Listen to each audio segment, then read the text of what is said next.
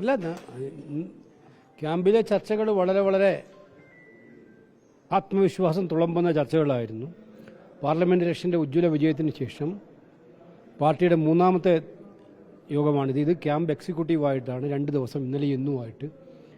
അപ്പോൾ വരാനിരിക്കുന്ന panchayat, municipal corporation തെരഞ്ഞെടുപ്പുകളെ ഒറ്റക്കെട്ടായി വളരെ കേപ്പബിളായി നേരിടാൻ വേണ്ടിയിട്ടുള്ള കർമ്മ പദ്ധതികൾ ആവിഷ്കരിച്ചിട്ടുണ്ട്. പാർട്ടി അതിൻ്റെ ഒഫീഷ്യലായിട്ടുള്ള കമ്മ്യൂണിക്കേഷനൊക്കെ ഇറക്കുമായിരിക്കും. എന്തായാലും ഈ ക്യാമ്പ് 2 ദിവസത്തെ ഈ ക്യാമ്പ് കോൺഗ്രസ് പാർട്ടിയിലെ ഐക്യം ഊട്ടിയുറപ്പിക്കുന്ന, വരുന്ന ദിവസങ്ങളിലെ തിരഞ്ഞെടുപ്പുകളെ നേരിടാൻ സജ്ജമാക്കത്തക്കവണ്ണം പാർട്ടി മിഷനറിയെ ഊർജ്ജസ്വലമാക്കുന്നതിന് സഹായകരമാകുന്ന ക്യാമ്പായിട്ട് മാറിയിട്ടുണ്ട്.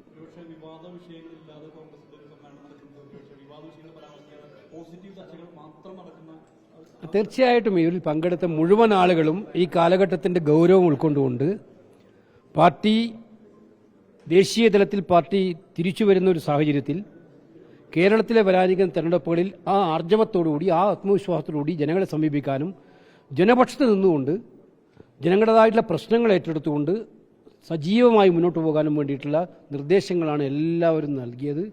അത് എന്തായാലും പാർട്ടി ലീഡർഷിപ്പ് അത് വളരെ ഗൗരവമായിട്ട് കണക്കിലെടുത്തിട്ടുണ്ട്. ഒറ്റക്കെട്ടായിട്ട് ഇത് മുന്നോട്ട് പോകും. പഞ്ചായത്ത്, മുനിസിപ്പൽ തെരഞ്ഞെടുപ്പുകളിലും നേരിടാൻ പാർട്ടി കൂടുതൽ കരുത്തോടെ സജ്ജമാക്കുന്ന ഒരു ക്യാമ്പായിട്ട് ക്യാമ്പ് മാറിയിട്ടുണ്ട്.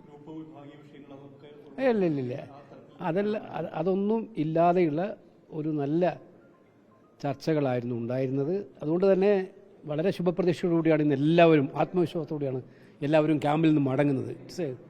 എല്ലാവർക്കും ഇത് സന്തോഷം നൽകുന്ന ഒരു ചടങ്ങായിട്ട് മാറിയത്.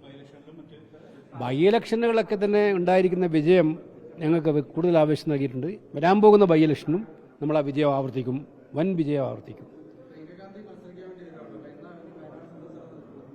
അത് അടുത്ത ദിവസങ്ങളിൽ കൂടി ആലോചിച്ച് തീരുമാനിക്കും. തിരഞ്ഞെടുപ്പ് തീയതി ഇതുവരെ പ്രഖ്യാപിച്ചിട്ടില്ലല്ലോ.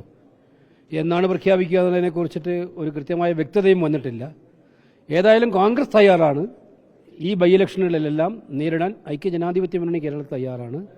ഞങ്ങൾ കഴിഞ്ഞ ഭൂരിപക്ഷത്തെക്കാൾ കൂടുതൽ ഭൂരിപക്ഷം നേടി വിജയിക്കും എന്നുള്ളതിൽ ആത്മവിശ്വാസം. ഇല്ല, ഞങ്ങൾ ആ തെരഞ്ഞെടുപ്പുമായി ബന്ധപ്പെട്ട പ്രക്രിയകൾ തുടങ്ങിയിട്ടേ ഇല്ല. ഇന്നാണ് ആദ്യമായിട്ടൊരു യോഗം ഇവിടെ കൽപ്പറ്റയിലും പിന്നെ താഴെ മുക്കത്തും നടക്കുന്നത്. അതൊരു പ്രാരംഭ യോഗം മാത്രമാണ് പാർട്ടിയുടെ. എന്തായാലും തെരഞ്ഞെടുപ്പ് പ്രഖ്യാപിച്ച് കഴിഞ്ഞാൽ പാർട്ടി മിഷനറി സജ്ജമായിരിക്കും. Thank U.